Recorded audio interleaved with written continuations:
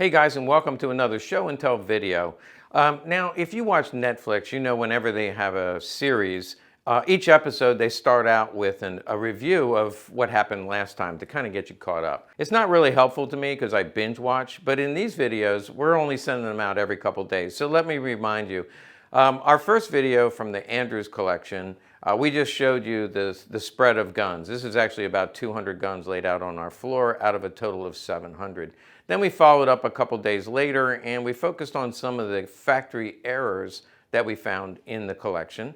And today's theme, I want to talk about guns as an investment. I came across some pieces of literature that I'm going to show you and just show you how prices have changed over the last 20, 30 years, and in some cases 80 years. So I thought that would be educational, and I'm also going to teach you something new about Walthers, or at least I think it's something new. Just when you thought I can't teach you anything new about Walthers, lo and behold, I have something new to show you. Now, to put this video in context, yesterday was Memorial Day. And I always would love to do a Memorial Day special because I really believe in honoring the troops, but didn't get it done and took some days off. Today is Tuesday after Memorial Day. And so right at the end of this video, I have a Memorial Day salute to the veterans, which I want to show you. So stay tuned to the end. I'm not so manly that I'm not ashamed to say this video brought tears to my eyes. So it will be at the end of the video when I'm all done. Okay, I mentioned I'm going to start off with some literature. There was actually a lot of literature with his collection. And again, this is Don Andrews from New Orleans. And I did get a lot of feedback about going down there, but not in July or August. So thank you for your tips on that. But getting back to the literature, this is a Gecko, not Geico, but a Gecko catalog. Now, they were a retailer. I know that they sold in Germany, pre-war period.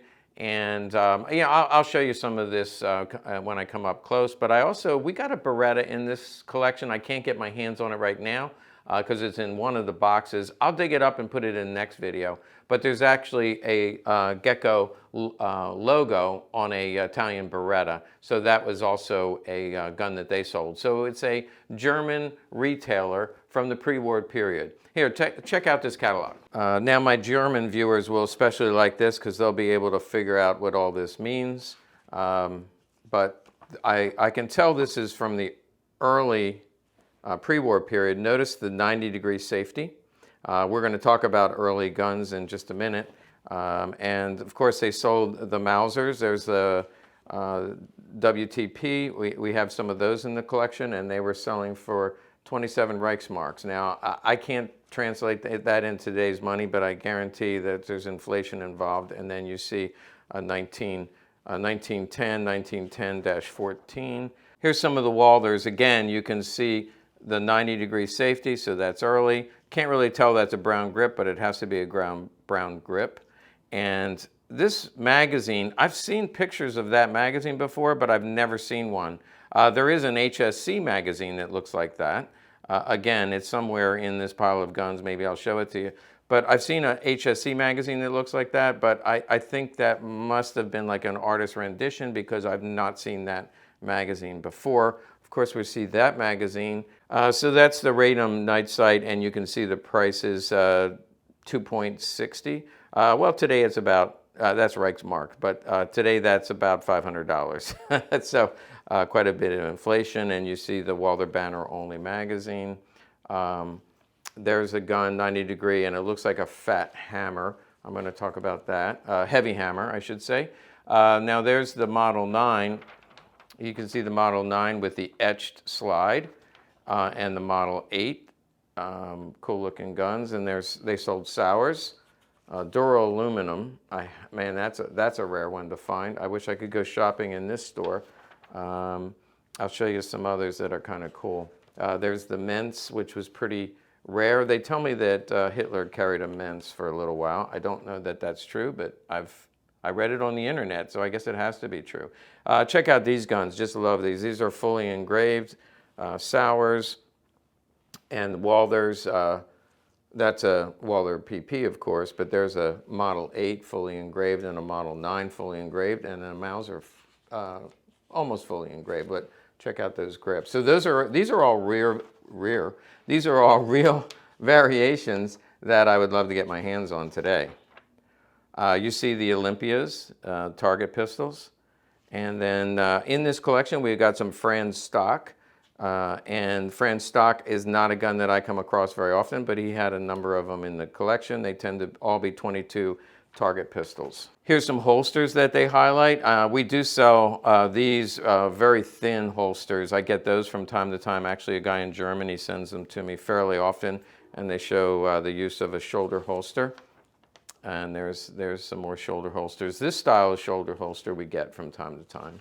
This made me chuckle a little bit, although if the Brits may not appreciate it. Actually, that could be British or American. I was going to say, you got the pancake helmet. So their target practice was British soldiers, but actually, lest I forget, between the wars, the U.S. Army would have had the same helmet at that time.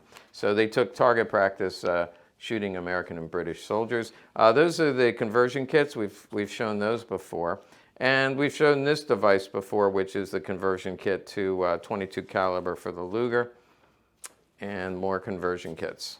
Now, just to make this a little more applicable for all of you who speak English, here's a sales catalog, and this is from 1966.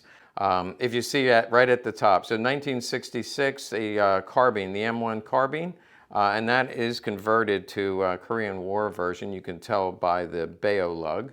$66. And if we look down, we see the SVW K98. That's actually a post-war French model, but you could buy those for $30, and other K98s are $30, $35. You just kind of look through, and you can just see incredible bargains. So my point is, wouldn't you like to have loaded up on this stuff back then? And today, as I go through the guns, I'm going to talk a little bit about the investment value of these guns. Finally, you see a Norwegian Colt, only $50. Those easily sell for $2,500, $3,000. And if it's a 1945 with a Waffen stamp on it, it can easily be $7,000, $8,000. So you can see the value of collectibles, and particularly collectible handguns have gone up quite a bit. Now, this came from Hunter's Lodge, which was a division of Interarms right there in Alexandria, Virginia. I don't know if Hunter's Lodge is still in business, but I know their business has cut way back. So when we talk about guns as investments, one of my first point, of course, condition, but also making sure that they're real. They're not refinished, they don't have fake markings. So let's come a little bit closer and let me show you a fairly rare Walther PPK that one of them that came out of this collection had some fake markings. So first, we'll just take a look at these two guns. This one, of course, is in better condition and probably a better investment. You know that these are early. I think these are from about 1935. You can see the 90-degree safety. Later it went to a 60-degree. Now the reason being, if you're new to this channel, when you push this down, it hits. This tends to warp a little bit and separate right at the top. And so often it would hit and chip right there. So the 90-degree safety was switched to a 60-degree, so it stopped there, and you would have less problem with the grip. This is DRP. We did a whole video on the DRP, which is the German postal system. And again, I did a whole video on this variation. Yes, the postal inspectors did carry guns, and they do today as well. I know because they visited me about missing guns. Not that I took any guns, but we had guns go missing, and the postal inspectors came in because they were mailed. You see the serial number here is 912. And the serial number on this one, a little easier to read because somebody put the white wax pencil in there. This is not English made, which means it was at some point it went to England. But you can see it's in the correct serial range for a DRP. So this is a real DRP, but some idiot decided to put Waffen stamps. Now these Waffen stamps aren't very good. First of all, from the serial range, 1935, they didn't have any Waffen stamped guns. That didn't start until about 1939. When the war started, they began to buy them for officers and Waffen stamping them at that point. Also, you can see this stamp compared to a real one. It's very different. There's a lot more curve in it, and also it's almost perfect. and it does say 359 there if you can read it. But a real one, you can almost barely read them. Here's examples of Waffen-proof guns. And again, most of those come from the wartime period, not this early pre-war gun. So what does that do to the value? Well, it certainly doesn't help it at all. This gun would certainly sell as a shooter grade gun or a conversation piece. Probably somebody would be willing to pay about $1,000 for this gun, whereas a real, this was a real DRP. This DRP would sell for about $3,000 because it is a rare variation and sought after. In fact, we've had some people who work for the post office have called and said they want to buy a DRP, German Postal Service. So it cuts the price significantly. Everything else on the gun is original. You may have noticed some of the markings I just want to point out, not English made. Those are British proofs. So it could have been captured by a British soldier brought to England. They made them mark them, and those of you from England know that they made them stamp them and almost ruined the gun, but then they went even further and said all these guns had to be deactivated. Luckily, this one got out of England and made its way to the United States where it could live free and happy and shoot another day. Next, I want to show you two early PP variations, kind of really interesting in terms of how the production evolved a little bit. So come take a closer look.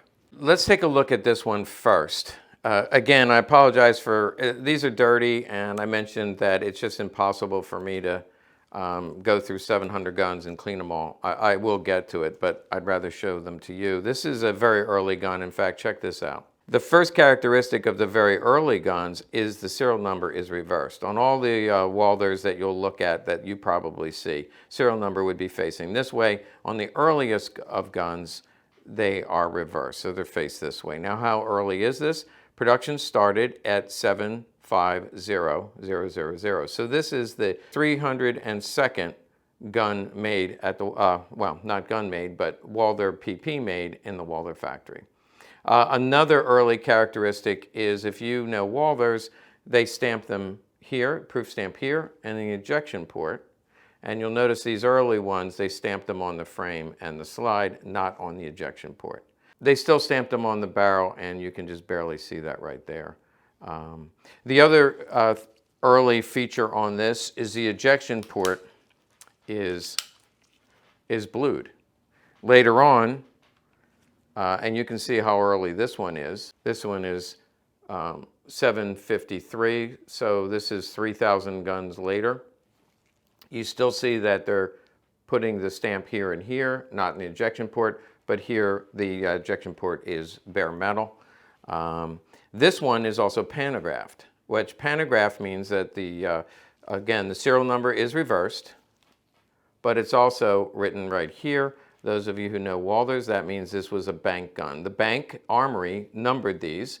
They ordered the guns. They ordered them in 22 caliber and 32 caliber. This one went to a bank, was numbered here. They call it pantograph because it's done horizontally here. The bank guns are the only ones who do that. And then they also would number the magazine right here on the finger extension. In this case, it doesn't quite match, but it's really early. I think that's 750. By the way, they are crudely done. The last three digits are 160, and so it's not matching, but it is an early bank gun. And often the bank guns have painted sights, red and then yellow. This one is not painted, not a big deal. These were done in the bank armory before they went to the banks, bank guards and bank tellers, and probably in desk drawers and things like that. They are distinct in that they were numbered at the armory here, and then if they had painted sight, that was done at the armory as well. So let's go back to the early one. I'll wipe it down a little bit. Condition is pretty nice. This was made in 1929 because that's when production started. You'll notice that this is a fat safety. Now, to find one with the original 90-degree fat safety, you'll notice it hits there. And again, that's why they changed it to 60-degree. But if I push it a little bit, it goes to 90. So a fat safety, you can compare that to this. You see the safety? Fat safety was the earliest production, and then very quickly by 3000 they had gone to a smaller safety. And then also a heavy hammer. Look at the hammer here and look at the hammer here. This is a heavier hammer. So heavy hammer, fat safety. It reminds me of the video we did about early Colts. And we talked about the differences and how they changed production soon after they came out. Same way, soon after the Walther PP and then later the PPK came out, they made production changes. Now, what I'm going to show you about the grip, without even looking, this is going to be an X grip, which means on the inside there's an X. I'm going to take this off and show it to you, but the way I can tell without even taking it off, see the gap at the top? The X grips were just a little bit smaller. People have bought X grips from me and said they don't fit properly. There's a space at the top. The X grips have that little extra space. They're a little bit smaller. This will be a weighted grip, not an X grip. So by number 3000, they had gotten away from the X grip and they went the weighted grip. I will show you that as soon as I show you a couple other features. One other thing about these, notice the extended barrel. The barrel is slightly extended, and that is an early feature. Let me show you a comparison with a later gun. This one at the top happens to be 22 caliber, but I had it on my floor here, and you can see very clearly that the bottom one has that extended barrel, and that was an early feature compared to the barrels that they're not quite flush, but there's only a slight extension on the later wartime guns. Okay, once again, these are the X grips. Those are the earliest variation, and they only use these for the first couple thousand. So that was 1929 into early 30. Then they went to the weighted grip, and weighted because they are, you can see they're weighted to make them heavier and more durable. One of the problems they found is the weights caused cracking because it would expand and contract. And so almost all of the weighted grips that I see, this one does not have it, but there's a separation right here. And so when people say, I want a perfect grip, see it goes all the way down. It looks like a crack. Technically, it's not a crack. Well, it is a crack, but it's separation right here from the weight. That's where the weight is inserted.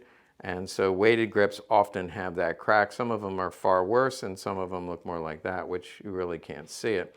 And then during the war, so starting in about late 39, 40, they went to the hollow grip. Again, the American, if you know 1911s, they had reinforced grips and hollowed grips. This was the hollow grip that they used during the war and right up to the end of the war. One last feature is the enclosed firing pin. Now this is actually a two-piece firing pin, but this is almost, well, I can't get these off. They're very difficult to get off. So it's an ordeal to try to change the firing pin.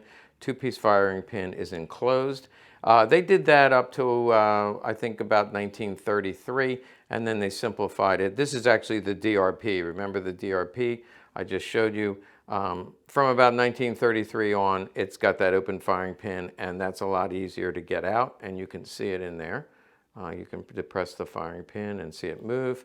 Here, it's enclosed, so that's also an early feature. One other point is, I won't be able to show it to you. Well, maybe you can get, they would have the last 3 digits of the serial number right here on the inside of the slide. So it's just scratched in there with a ice pick or a nail, very crudely done, and that one looks like 408. And then on this one, they did the same thing, but all of them will be etched inside the slide. And the best way to see it is you need to shine a light in there and look around a little bit. People call me and say mine's not etched. It probably is, but again, it's very crudely done. It's not stamped, but just crudely scratched. Finally, I thought it would be good to show you the differences in finish. This is the early bank gun. The finish on that is a nice high polished finish. I didn't bother putting the grips back on because I wanted to hurry and get this video done, but that's what that finish looks like. Here is one of the last ones made. Notice there's no slide legend, which tells me it has to be 1945. And look at that. I can tell you that that is definitely weighted grips. But again, I've mentioned in other videos, at the end of the war, they were using up old stock. And I'm convinced that all these grips that came back cracked, or any grips that cracked, they threw them in a bin. They didn't throw them out, but they saved them till the end of the war, and they pulled them out. So a lot of the late war guns, which should have the hollow interior, has the weighted grip. You can see that no legend and AC marked, which is the factory code for Walther. This is matching one of the last ones made. This is a phosphate part, and this hammer might be phosphate as well. They did experiment with phosphate finishes at the end of the war, both at the Mauser factory and at the Walther factory. In fact, a lot of these, yeah, good thing that worked out. This is a phosphated magazine with a blued bottom, often a W here. This one does not have the W. W would mean unhardened, so they skip that process just to move things along quickly. So that gives you an idea of a very late war. This is in excellent condition, probably the way it looked when it left the factory. But you can see that it's not the high polish finish. It has eagle ends, and there will be one on the barrel. Oh, talk about the extended barrel. This is a good example. This one has a slight extended barrel, and this one is fully extended. The later war gun would not have a enclosed firing pin. Digging through the pile a little bit more, I found this .22 caliber.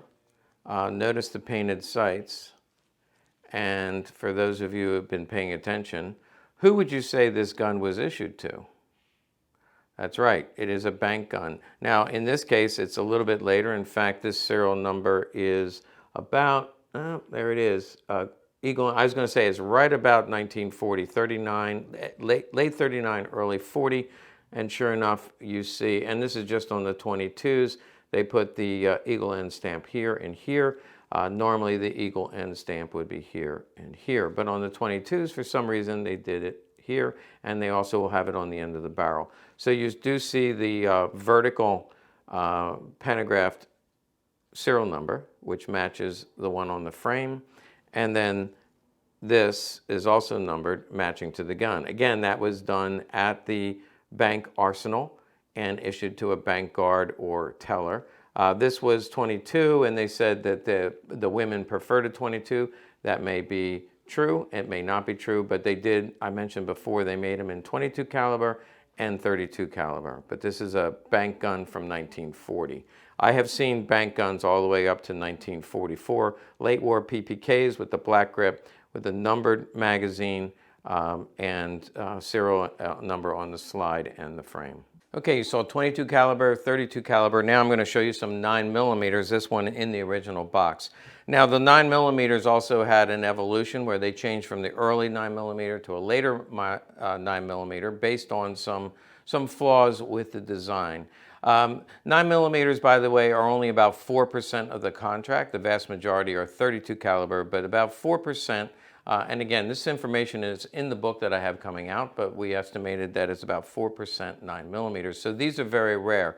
Going back to investment value, certainly if you find a box gun, these just keep going up in value because, again, when you get a gun at Christmas time, the first thing you do is rip open the box, throw it aside, go to the range, try it out, and often the boxes are lost. So it's only the most fastidious of Germans who actually kept the original box and kept them safely together. By now, if you've been watching my channel, you've seen a lot of box guns, but I'm going to show you the differences between an early 9mm and then a later 9mm. I have a couple more to show you here.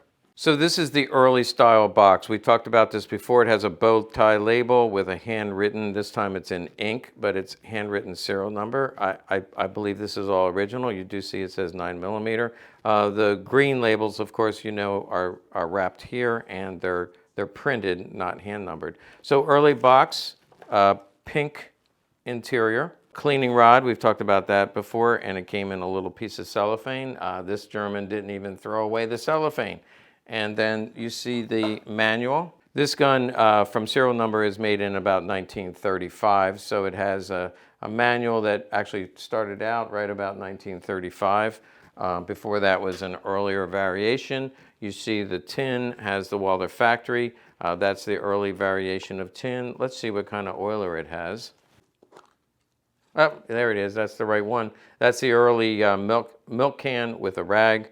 And then again, it has a spare magazine. So one of the things I wanted to show you about this, this is marked 9mm because it is not marked here.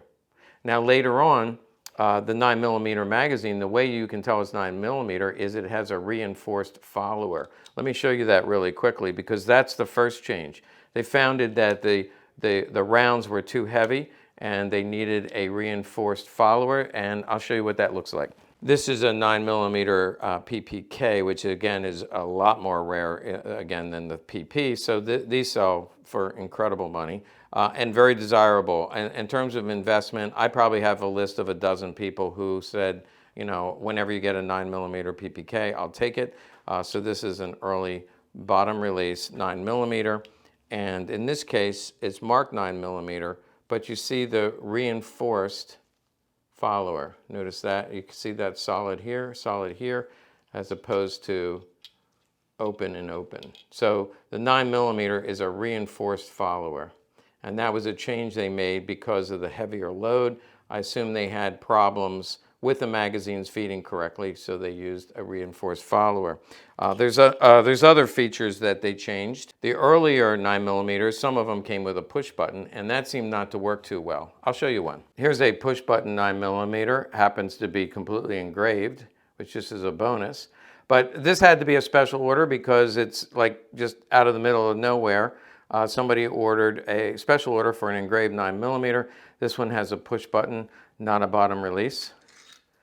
And it is 9mm. You can see it's marked here. The etched logo, it looks like somebody just added the 9mm, and it is indeed 9mm. So this had to be a special order. It's early.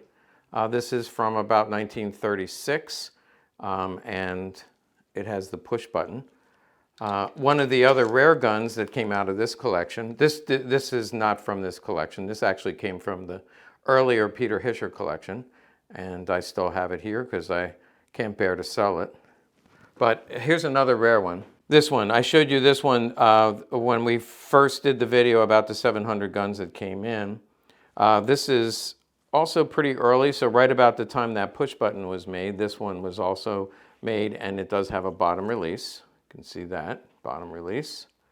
And you pull that out, and you can see that it is marked 9mm. You do see the reinforced follower, a lot of grease in there.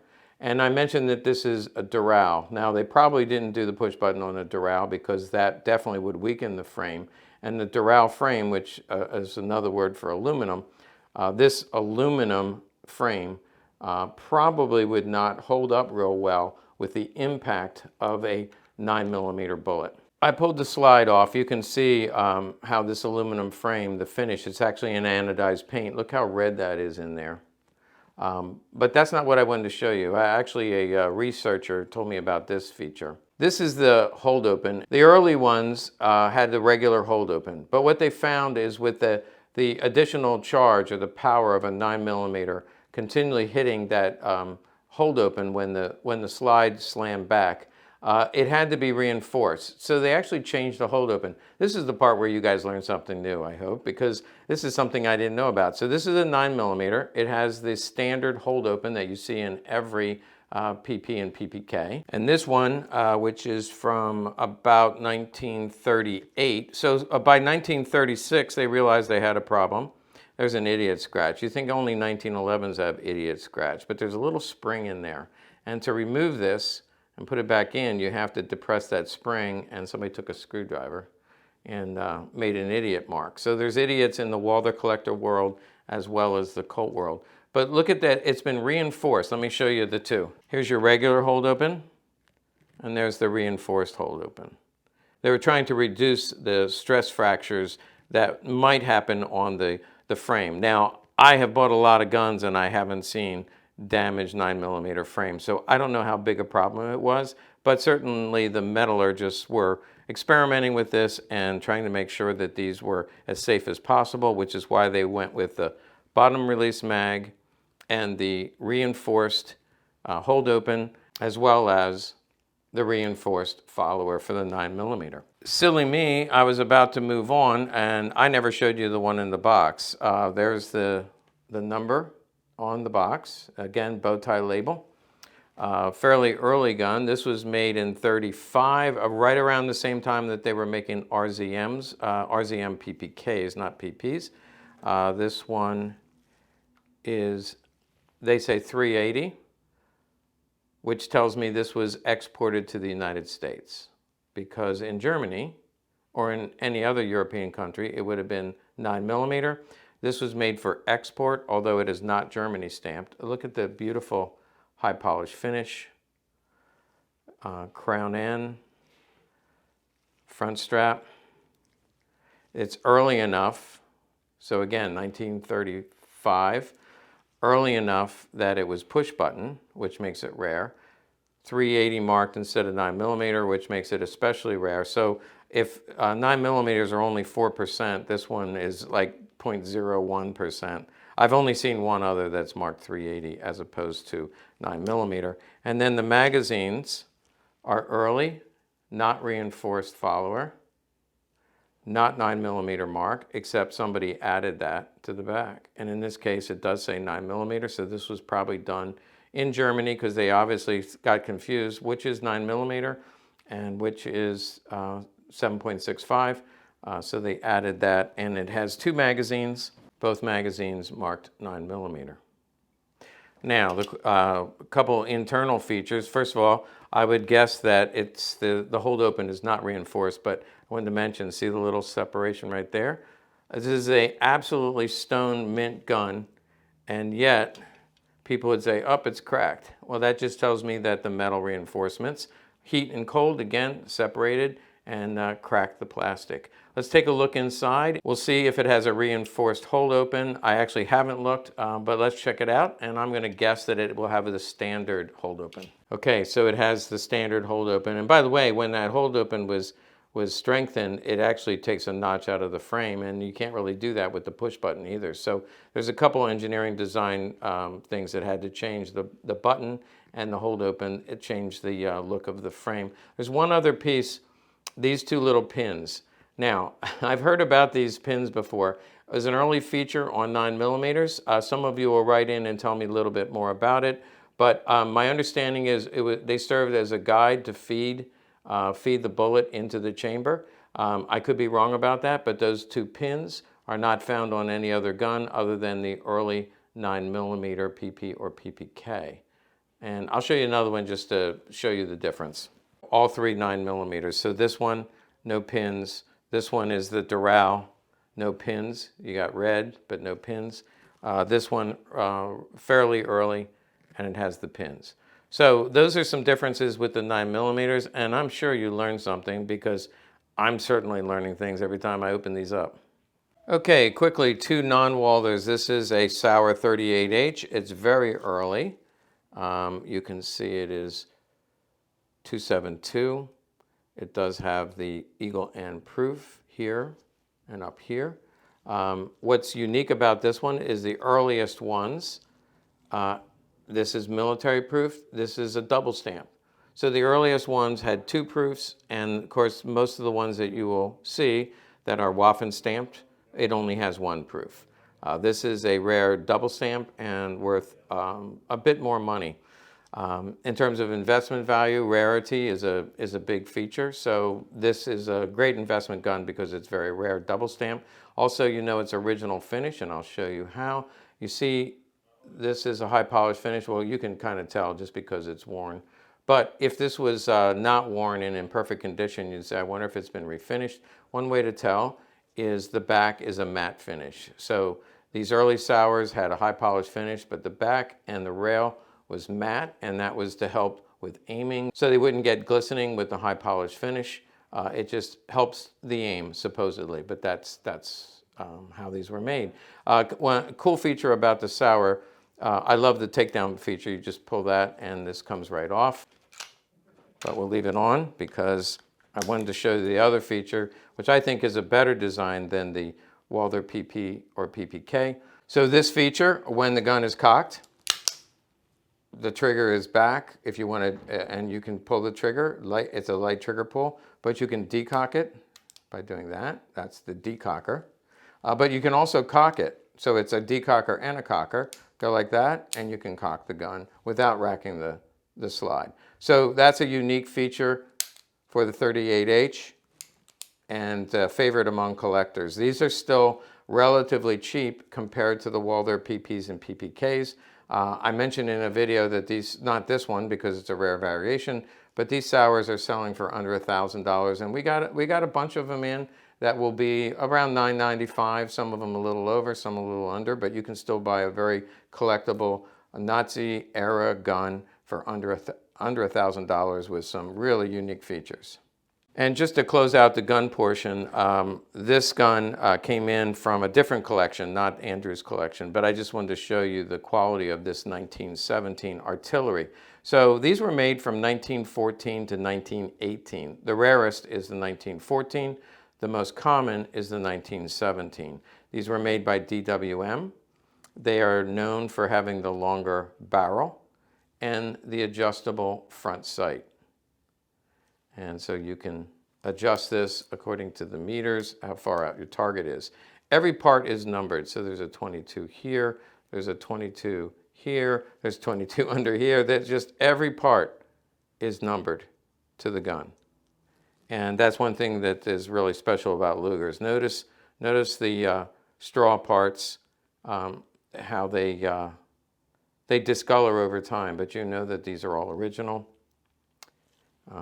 They do very slight halos. You can't really see them, but there are very slight halos on this, and that just means this gun was almost never fired.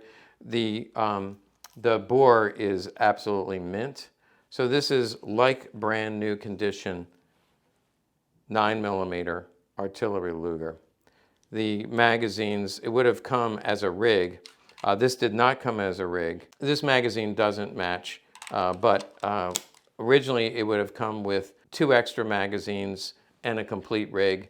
I'll show you a rig that I happen to have, but it did not come with this gun. This is would be the complete rig. Of course, it has the straps that goes around your shoulder, and the holster, which would have a tool inside, and there you see the tool. They often are dated in here. In this case, it's maker marked and dated right here. That's 1916. And it comes with a board, which is imperial proofed here. And then normally, this is called the boot. If you take this off, normally if it came together as a rig, then this stock lug for attaching would be matching to the gun. And if you've seen me do this before, it's a very simple process of sliding this onto the stock lug on the back. I'm not going to force it because they are made to fit. They are custom made to fit. This one's a little tight. I'm not going to jam it up in there and cause some damage, but this is what the entire rig would look like. And they often came with a magazine pouch with 2 spare mags. So 2 spare mags and 1 in the gun would make 3 magazines altogether. Again, these are great investment guns. When I started, well, just recently I was selling these for about 25. When I started collecting, these were about 15,000. Then last year, these were about 25 to 28. This year, this gun is going to be about 35 to 38, and that's without the holster and the board. So you can see how the prices have gone up. If you own a collection, that's great news. If you're trying to buy, it's very disappointing news. But they tend to move where guns will go up and then kind of plateau for a while. That's what my prediction would be. These will now plateau for a while, stay at these high prices. And then next big event where people are buying guns a lot or collectibles because they're uncertain about the future, then the prices continue to go up again. So to wrap up the investment part of this video, unlike stocks and things like, I really believe in dollar cost averaging where you're buying stocks on a regular basis, like through your 401k or a retirement plan, because the prices go up and down. With collectibles, they tend to go up and kind of plateau for a while and then go up and plateau for a while. But I still think it's a good idea to buy quality guns and just buy a little bit at a time. And that way, little by little, and some of you have written to me and said, I'm young, I'm just getting started, I only have 1 gun, and that's a great place to start. Actually, buy a book would be the better place to start. Buy a book, watch the videos, know what you're getting, and just buy quality investments from people that you can trust. If you hold the gun for a year and then want your money back, you may not get your money back, especially from a wholesaler who's going to buy it at a price where they can sell it and make a profit. That's what we do. We buy our own guns back, but if they haven't gone up much, we're not going to pay you what you paid for the gun. But if you hold them over a long period of time, this is a long-term investment. 20 years from now, I'm sure that these guns will be significantly higher than they are today. They're not making the originals anymore. Okay, now time for your special treat. I want to say thank you for watching the video, and I want to end with this salute to our veterans.